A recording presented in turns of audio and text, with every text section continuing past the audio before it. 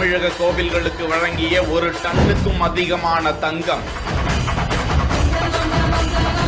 தங்க முதலீட்டு திட்டத்தில் கட்டியாக மாற்றி டெபாசிட் செய்த சிஎம் ஸ்டாலினின் மெகா மாஸ்டர் பிளான். வட்டி மட்டும் சுமார் 16 கோடி கிடைக்க வழி செய்தது எப்படி?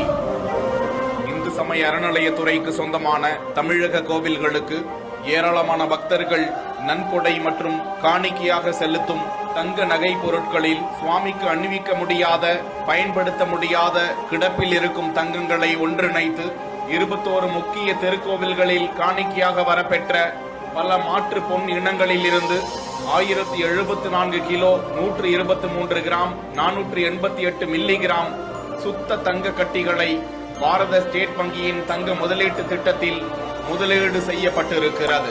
பக்த கோடிகள் தமிழக கோவில்களுக்கு